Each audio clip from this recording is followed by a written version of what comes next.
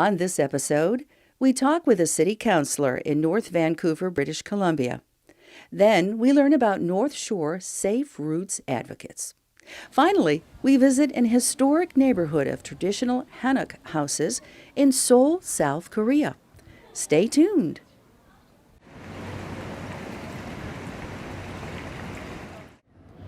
We're in North Vancouver, British Columbia, talking with Linda Buchanan, who's a councilor with the City of North Vancouver. What is North Vancouver like for pedestrians? Well, it's actually becoming incredibly walkable. We're spending a lot of our energy making sure that we have fully accessible networks, whether it be along our waterfront as well as a center core. In the center core of the city, we're creating what's called a green necklace that's also fully accessible. The Spirit Trail is part of the Trans-Canada Trail, so our section is 6.5 kilometers long, and it actually will goes through our city along the waterfront as well as through the Squamish Nation, which is our First Nations community that is part of the city or borders with the city. When it's all done, it will be from Deep Cove all the way to Horseshoe Bay, so it'll actually go through 3 municipalities along the shore. The Green Necklace is more in the center core of our city, and it was actually envisioned back in, I think, 1907 in the original I don't know if he was a mayor, but owners of the city who really thought that a grand pedestrian walkway around the city would be something that the citizens would like and get them out and exercising and be healthy. That never was necessarily completed as a network, so the city has worked really hard over the last several years to make sure that those linkages are getting connected, and we are doing the third section right now, and the fourth section should be done probably in the next year and a half.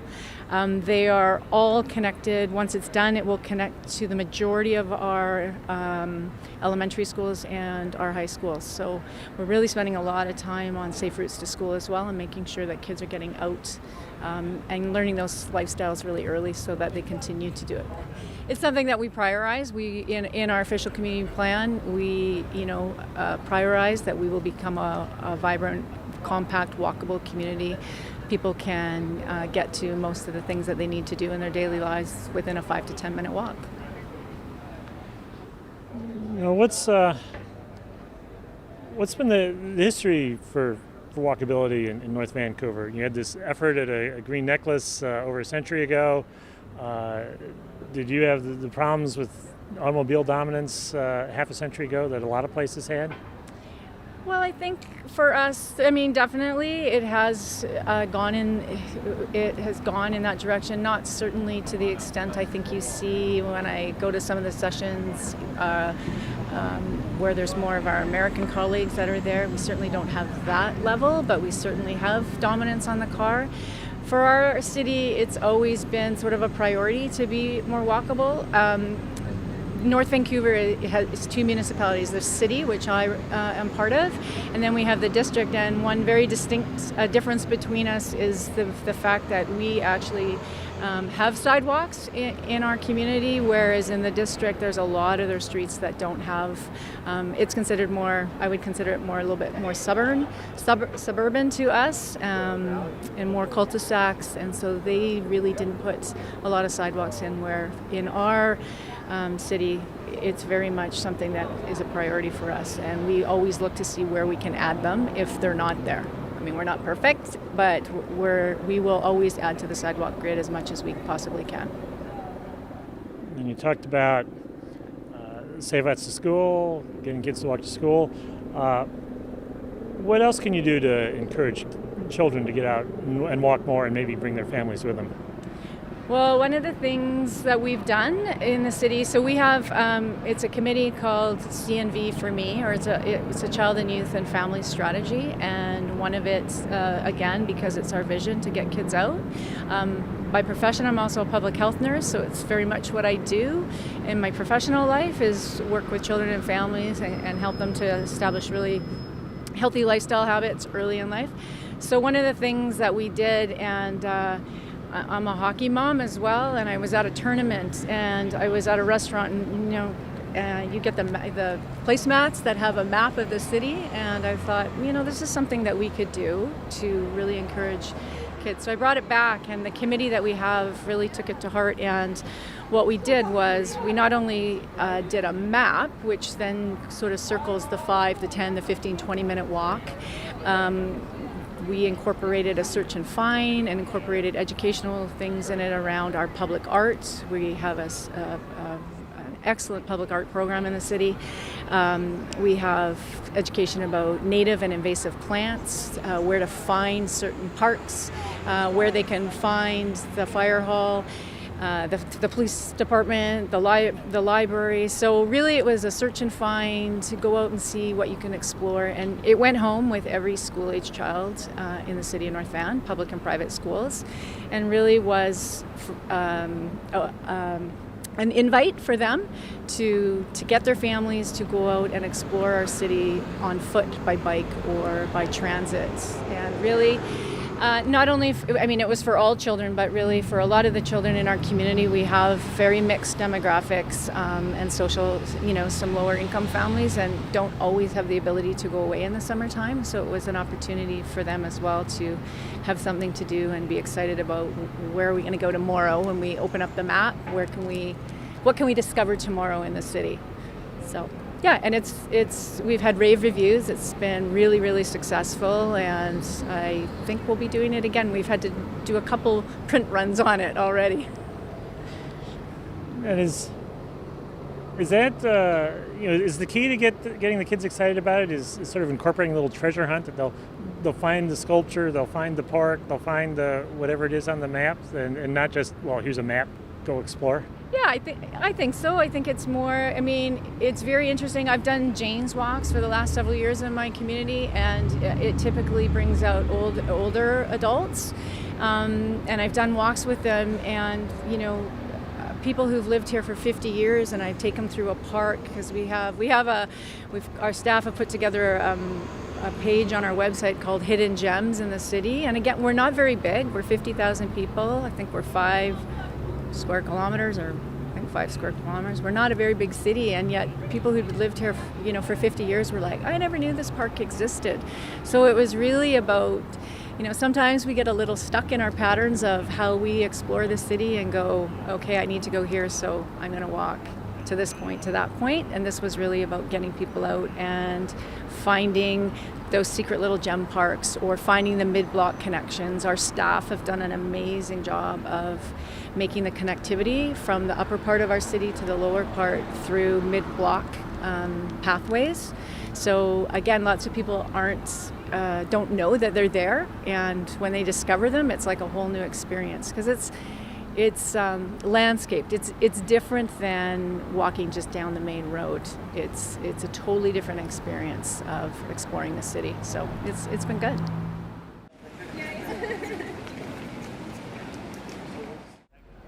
We're in Vancouver talking with Carol Sartor with North Shore Safe Routes Advocates. What is your organization? We're a group of parents that live on on the shores of North Vancouver. We came together and said our routes to school weren't safe, so we figured we would unite our voices together and looked at it more as a neighborhood, because all of our children would eventually be going to that same high school. So we actually started working together to make our streets safer for our children to walk and cycle to school. And then you identify a problem. How do you get started? What do you do first? Well, when we started looking at it, we said a lot of people go to council and really complain about things. We wanted to be a different kind of voice. We wanted to be a voice that would actually help the municipality reach their OCP targets, their official community plan targets for mobility.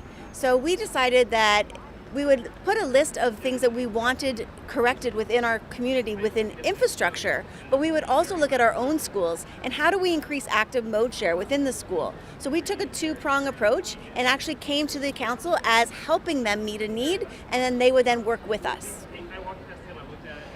Yeah, let's start with the infrastructure. What's there that the council has to do that you really just can't do as parents? Well, see, what we find in our neighborhood, because of our topography, we live on a mountain, and a lot of the infrastructure that was built was very car-centric. We have streets that don't have sidewalks, lighting that's very far apart. We also have busy stretches of road that have no breakage in traffic. So crossing is kind of like playing Frogger, and you kind of put your life in the hands of the driver hoping to see you. So we were looking for crosswalks, lit crosswalks.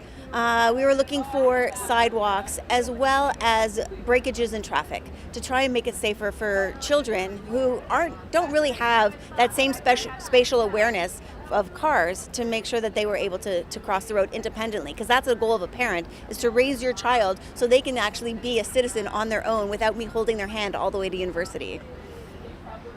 Is that pretty important for childhood development that they learn independence, how to travel on their own?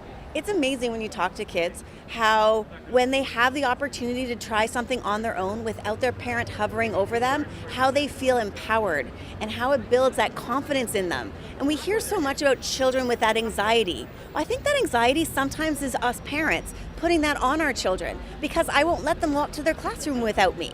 I won't let them cross the street without me, and they're in grade 3. So giving them a little bit of space so they can actually develop these skills is amazing for their mental health and physical health. Okay, so you get the local government to put in some of the infrastructure you need, the hard stuff. Then what's the role of the parents, either singly working with their own children and working together so the kids can use the new infrastructure? You know what? The infrastructure was a very difficult part to get because that all takes budget and lobbying and time. So we actually thought the biggest gains were to show them that if I could increase those numbers. What we were really shocked with was that my own peer group didn't have the same thoughts I did. So when I said, let's get more kids walking and cycling, not everyone jumped on that bandwagon together. So we had to look at a different approach to it. And so when we went out and talked about walking campaigns or walking school buses, volunteers were very hard to get. Time is precious, so we were like, how do we make that investment a better investment for a parent to get volunteers to come in? So we created fun events, and we tried to strip away the active transportation idea of it and made it more about that community building. However, we closed the street down, so that meant that children needed to walk that block. And then we had people on the inside that kind of talked to those parents as they were walking up the hill with their kids and talked about how they were feeling and what kind of things that they had talked about on their walk. And were they excited to see the fire truck that was up ahead that we had set out within this 2-block radius. And these type of things then got people to realize that, one, that walk wasn't so far. 2, their kids gave them so much information about what they were excited about or what they were thinking about for their school day ahead that they saw that there was something about making those deposits in that emotional bank account for that child that as a parent was beneficial to them. So we said, invest that time up front. Then we started saying, well, at least walk 1 block. Well, they had already done it for a week through this event. So now we pushed that traffic that was in front of our school zone a block out. Now they were walking a block. But this also gave them a chance to teach their children how to walk safely, as well as their children to demonstrate that, I get this, Mom, I can do this. And now the parents, as they get older and feel that their children are able to walk on their own, they are now getting the independence and the resilience, and the parent actually now gets the gift of time back because now they no longer need to walk with them to school. And so that actually gives them more time to get their things done in the day, which helps their mental health. So it was a whole big cycle thing that we needed to work on through grassroots. It was only them experiencing it and someone pointing out what that meant to them that all of a sudden we could actually start seeing that shift in behavior. For many of these students, was it the first time they'd ever walked to school? It is amazing. Where we used to, most of us when we were kids, walk to school. Of us, only 28% of those parents that walk to school let their children walk to school. It's incredible how we've turned it around. And I think that's because we've made our lives so busy. And we also feel that we need to watch them walk directly into that door. So yes, a lot of these kids have not had the opportunity to walk to school. We had a bunch of kids make a movie. And we said, you know what, this is your school zone. Let's make a movie. You tell your parents what you think. And this one boy, at the end of the movie, we had written a script, but at the end of the movie, it was the most candid point in it. And he said, this gave me the opportunity to have the courage to tell my mom that I want to walk to school on my own. And I'm willing to take the responsibility of walking my sister to school. When the mom saw this as we played it in the premiere, tears were in her eyes. She didn't realize that this was something that was really important to him. He was in grade 6 and had never walked to school on his own because he had to cross a street that had a crosswalk and a crossing guard. He viewed it as safe, she did not. But we gave him those tools because we talked about the benefits of walking and the benefits of building community, that he had the confidence to sit down and say, Mom, this is something I really want to do. Do you have any feel for, is this paying off, beyond just the school trip? Once these kids are allowed to walk to school on their own, can they walk to the local park? Can they walk to their friend's house? What sort of feedback are you getting? You know what? I think more and more parents are realizing that. However, we're not there yet. And I think what we're doing is we're starting that conversation. And if we start building our communities, and the school could be that heart of that community, so that now the kids are going to that neighborhood school because people get to know one another. That, you know what, if I'm riding my bike and I fall, I know those houses where the school parents live. And if I need a Band-Aid, I can go there. And if I need them to call my mom to come and get me because I'm too traumatized because my knee hurts, you can come and get your child. So we need to start creating that place where our community starts caring about everybody's children. They say it takes a village to raise a child. It truly does. But if you don't get out of your car, you're never going to discover the neighbors that you have. So walking to school is the first part about really building a strong community and a safe community because everyone's watching out for everybody else.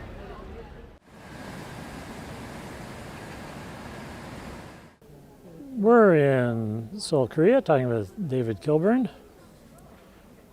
What is a Hanok?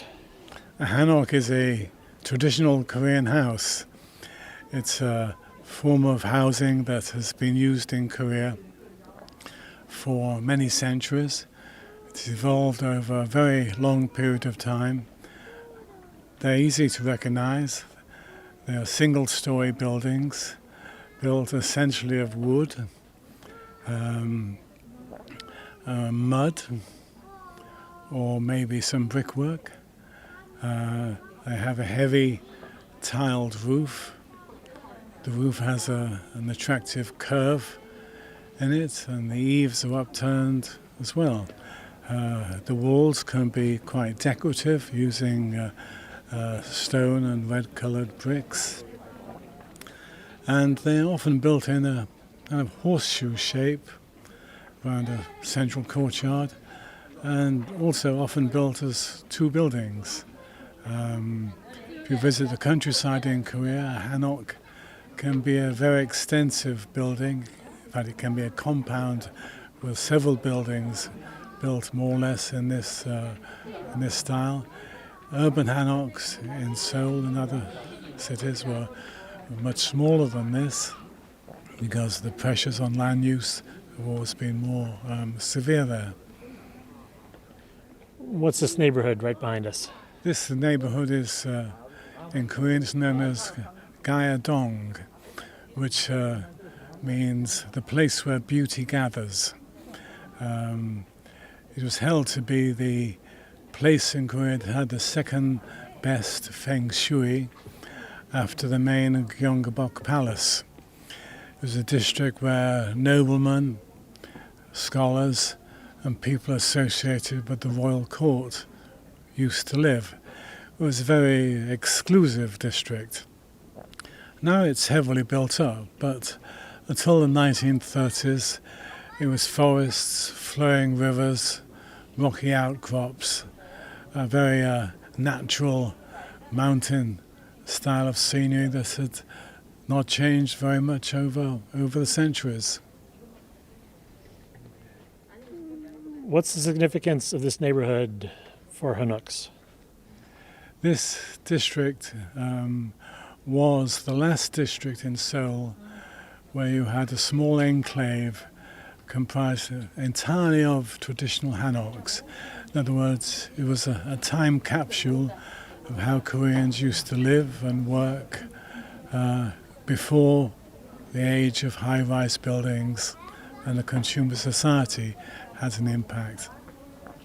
When I came to Korea in 1987, there were simply 3 streets left in the entire city that were unchanged over time. And I felt myself very lucky to be able to be by Hanok in one of these. All that has changed over the years that have passed by. Most of the original Hanoks have been demolished. Some have been replaced by apartment buildings, Western-style apartment buildings. Some have been replaced by new-style Hanoks. These will have 2 stories rather than 1. A basement level will be excavated to give additional living space, and this will be where kitchens, music rooms, and so on will be. The traditional Hanok developed in a time before Korea became consumer society, a time when people had very few material possessions. They didn't have televisions, cars, washing machines, consumer durables. They didn't have large wardrobes of clothes. So the simple, austere spaces of a traditional Hanok were enough for everyday life. Today, people have a lot more stuff to get into their houses, and so adding a second story to a traditional Hanok is a good way of accommodating this and maintaining a sense of Hanok-style life. The problem for me has been is why demolish the last few examples of the traditional Hanok? Why remove these in the landscape completely, replace them with new Hanoks when the newer breed could be erected just about anywhere? What's the status of the few that remain? How endangered is the traditional Hanok in Seoul? Well, there were very few left. So the government announces plans to protect and preserve. It offers grants to help achieve this. It also offers grants to build new Hanoks. When these announcements are made, demolitions usually follow fairly quickly after that. So the number of original Hanoks decreases year by year. So I would say they were all threatened species. I feel for my own Hanok, if I were to leave it, the bulldozers would move in within a matter of days. And since this is a unusually historic neighborhood, you tend to see a lot of tourists, coming here just to see the old houses. What impact does that have on the people who still live here? Well, when tourists initially began to visit Kaedong, their numbers were few. There were usually individual travelers. They could come from anywhere: Singapore, Europe, China, Australia. And one might get into conversation with them. One might invite them home. If they knocked on your front door asking could they look inside, you would probably say yes if the time was not inconvenient. But now you have coachloads being disgorged day long nearby, and so on a busy day you might have 600 or 700 people walking past your front door. That is less welcome because it's noisy. There's a lot of litter left behind. It's fair to say that is also a problem because there's nowhere to leave your litter. And in general, residents are unhappy about this. The other day I opened my own front door and I found 2 tourists were setting up a stall on my steps to sell second-hand jeans to visiting Chinese tourists. Well, I asked them to move on their way and they moved to someone else's front door.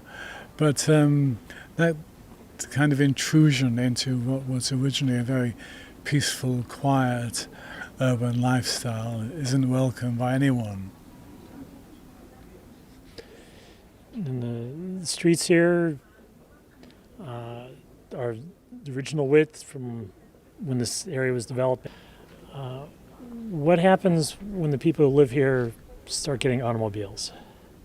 Well, most of them do have automobiles. Some may have rented a parking space nearby, elsewhere, one of the main streets, but many will park their car outside their front door. Some of the streets are so narrow that they're barely a car's width, and so a pedestrian has to try and squeeze past them, carrying their shopping or whatever. Or they can try telephoning the car owner if he's left his number in the window, ask him to come and move it. Or they can telephone the police, whatever. But it causes a lot of inconvenience. These streets were built in a world where people didn't have cars. In fact, the roads used to be just closely packed dirt. The only traffic would be occasional hand-drawn or donkey-drawn trailers carrying stuff to sell. Now it's either tarmacadam or it's concrete, but the width of the road cannot accommodate pedestrians and motor traffic. Visit us on the internet at www.pedestrians.org.